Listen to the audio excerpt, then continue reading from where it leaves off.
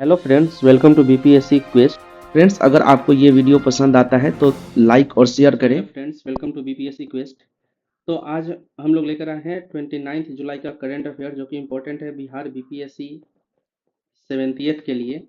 Manoj historic bronze opens India's medal Hunt. अभी देखिए, India के लिए सबसे पहला मेडल लाने वाली खिलाड़ी बन गई है मनु भाकर। और ये मेडल पहली बार, मतलब कि पहला मेडल पेरिस 2024 ओलंपिक का पहला मेडल आया है। तो ये मेडल कौन किसने लाया है? ये है मनु भाकर।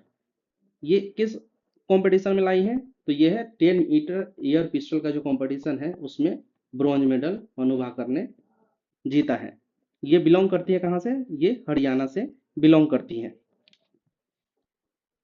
तो भारत के तरफ से सबसे पहला मेडल पेरिस ओलंपिक में लाने वाली खिलाड़ी बन गई है मनु भाकर। चलिए,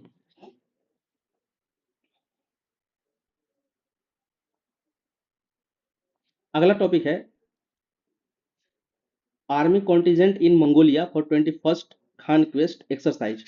अभी देखिए, खान क्वेस्ट एक्सरसाइज का अभी आयोजन कहाँ किया गया है?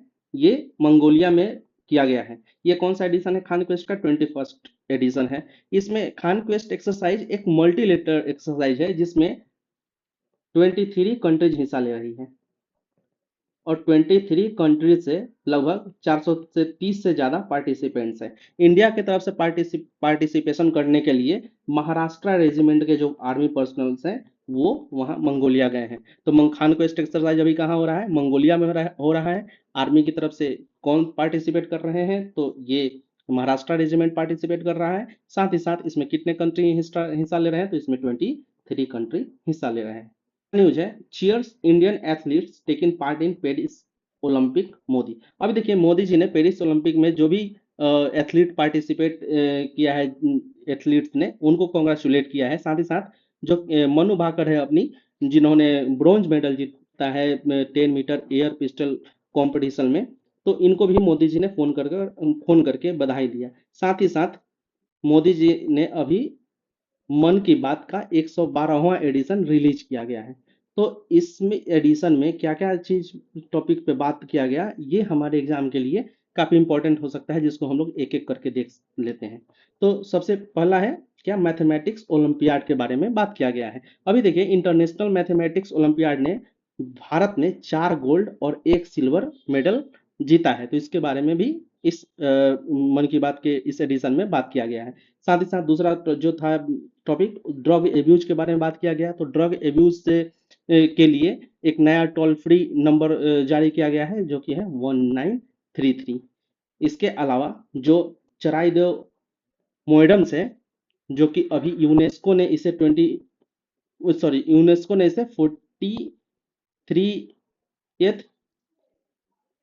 हेरिटेज साइट का दर्जा दिया है। मतलब कि 43वें नंबर का यूनेस्को का हेरिटेज साइट बना है चराइदेव मोएडम्स। इसका भी बात किया गया है। तो चराइदेव मोएडम्स है कहाँ? ये है कहाँ? आसाम में। और ये किस डायनेस्टी को बिलोंग करता है? तो ये अहोम डायनेस्टी को बिलोंग करता है। इसके अलावा 2 योजना का बात किया गया। कौन कौन सा है? एक तो पड़ी योजना और दूसरा उन्नति स्कीम। मतलब पड़ी स्कीम एंड उन्नति स्कीम के बारे में बात किया गया।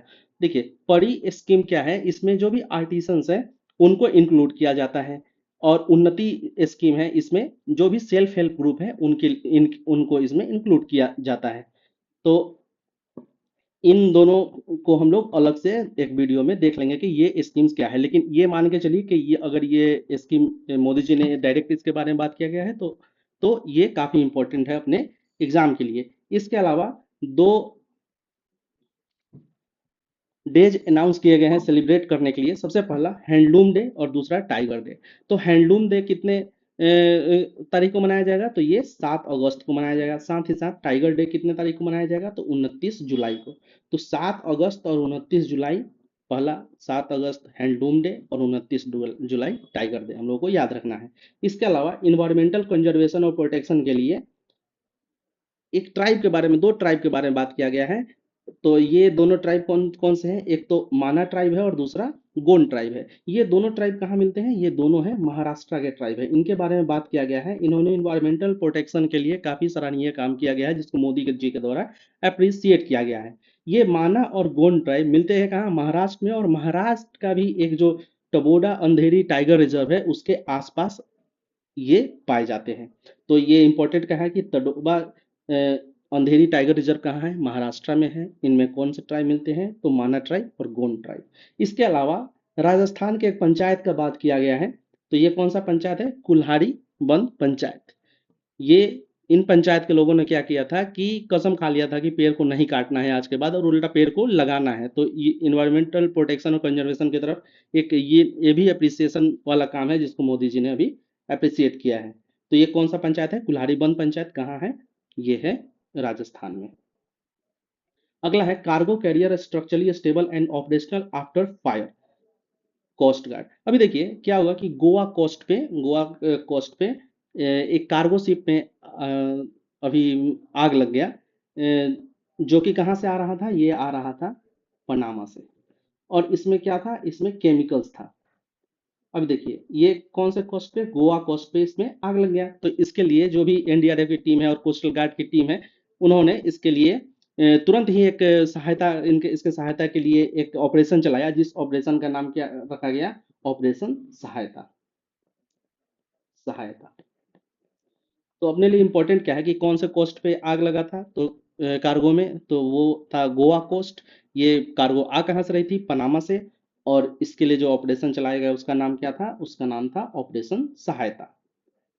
अगला है in midnight reshuffle president appoint 6 new governors. अभी देखिए जैसे कि सरकार चेंज हुआ है तो नया नया गवर्नर को रीसफल, मतलब कि गवर्नर का रीसफलिंग किया जा रहा है, साथ ही साथ कुछ ऑफिसर का भी रीसफलिंग किया जा रहा है। तो अभी लगभग 6 स्टेट्स के गवर्नर को चेंज किया गया है, जिसमें मणिपुर, सिक्किम, पौंडीचेरी, महाराष्ट्र, झारखंड और तेलंगाना शामिल है। अभी देखिए जैसे कि मणिपुर का अभी नया जो गवर्नर है उसके बारे में बात कर रहा हूँ, यह है लक्ष्मण प्रसाद। सिक्किम के ओम माथुर, पौंडीचेरी के कैलाश नाथन, और महाराष्ट्र के सीपी राधाकृष्णन, झारखंड के संतोष कुमार गंगवार, और तेलंगाना के जिष्णुदेव वर्मा। अभी देखिए इसमें हम लोग को इम्पोर्टेंट क्या है, इसमें इम्पोर्टेंट हमारे लिए झारखंड। अब झारखंड क्यों, क्योंकि बीपीएससी का जो प्रीवियस ट्रेंड है उसमें जब भी गवर्नर के बारे में पूछा गया है तो जो आसपास के जो राज्य हैं उनके गवर्नर के बारे में पूछा गया है, जैसे कि बंगाल हो गया, झारखंड हो गया, उड़ीसा हो गया, इनके गवर्नर के बारे में पूछा गया। तो बंगाल के अभी नए गवर्नर कौन बने हैं, ये है संतोष कुमार गंगवार, ये हमारे लिए इंपॉर्टेंट है। इसके साथ साथ महाराष्ट्र के भी गवर्नर इस पर इंपॉर्टेंट है, क्यों, क्योंकि जो पहले झारखंड के एक्स गवर्नर है सीपी राधाकृष्णन, उनको अभी महाराष्ट्र का गवर्नर बनाया गया है। तो ये महाराष्ट्र और झारखंड के गवर्नर को हम लोगों को याद रखना है। महाराष्ट्र के नए गवर्नर कौन है, सीपी राधाकृष्णन। फॉर्मर गवर्नर कहाँ के थे, ये झारखंड के थे। और झारखंड के नए गवर्नर कौन है, संतोष कुमार गंगवार। अभी देखिए bring back Netaji remains for Japan grand nephew to PM. अभी देखिए नेताजी का रिमेन्स जो भी आर्टिकल्स रिलीज हुए उसमें पाया गया कि नेताजी का जो लास्ट रिमेन्स है वो कहाँ है, Renkoji temple Japan. Renkoji temple Japan में नेताजी का लास्ट रिमेन्स है।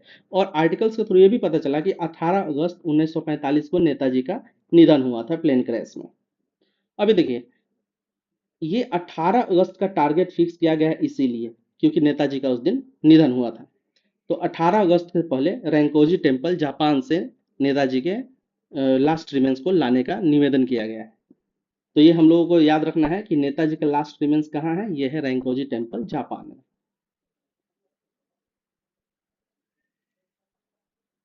अगला है salt in wants crowd strike users of phishing attack.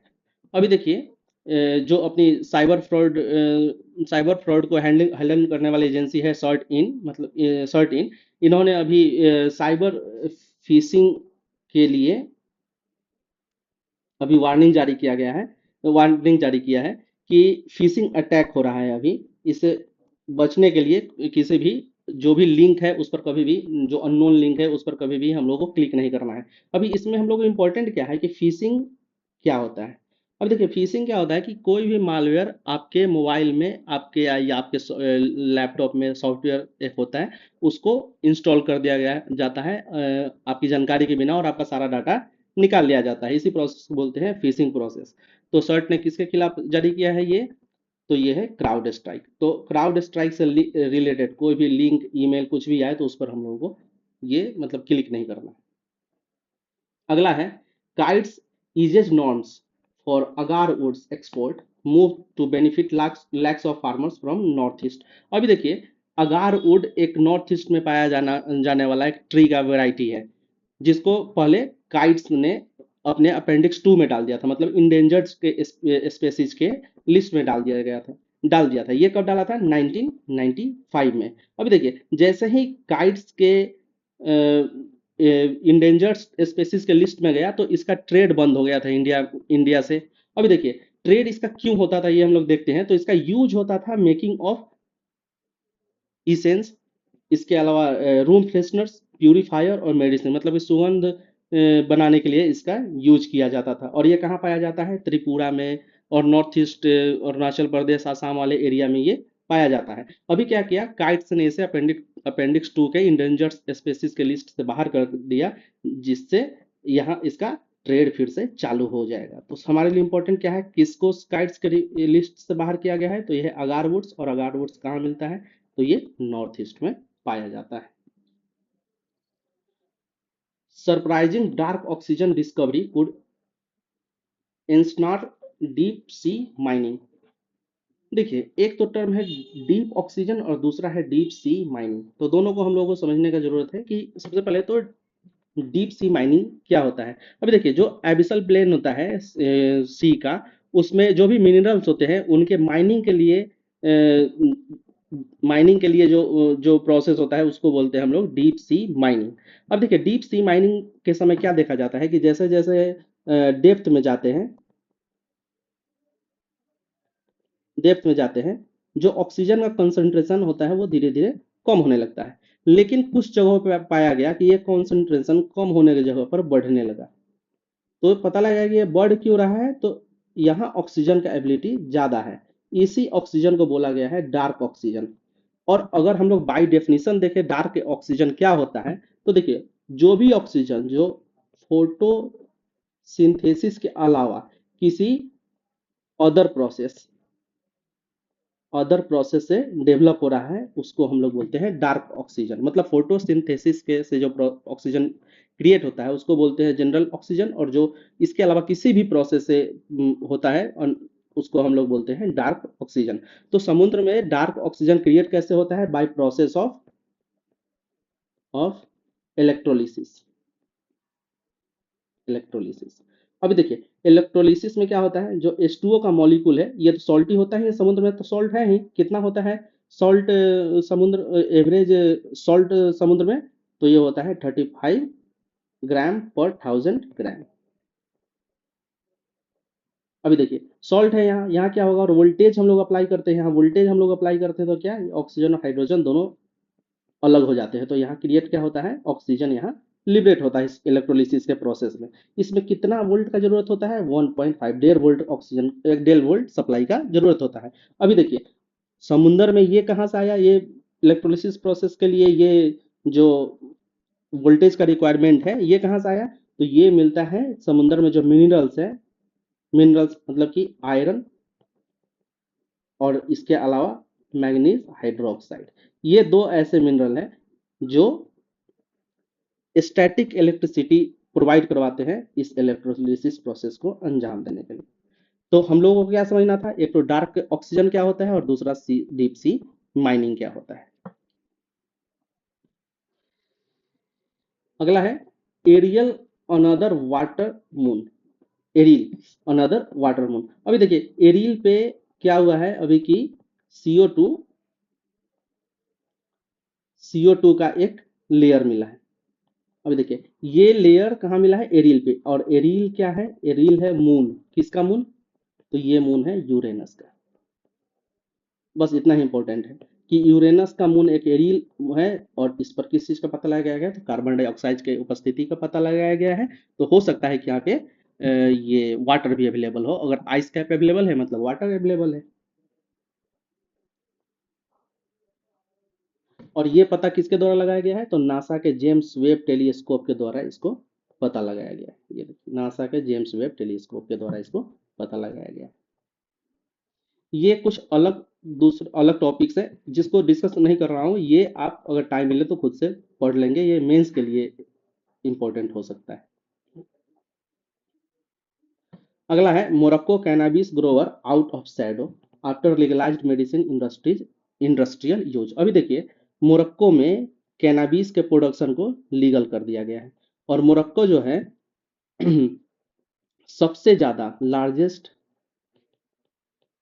Producer है किस चीज का, कैनाबिस का। ये लार्जेस्ट प्रोड्यूसर है वर्ल्ड में। यहाँ पे मेडिकल और इंडस्ट्रियल यूज के लिए कैनाबिस को लीगल किया गया है, जनरल पर्पस के लिए लीगल नहीं किया गया है।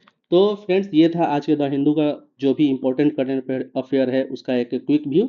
और इसका अगर आपको पीडीएफ चाहिए तो हमारे टेलीग्राम चैनल बीपीएससी क्वेस्ट से इसका पीडीएफ आप लोग ले सकते हैं।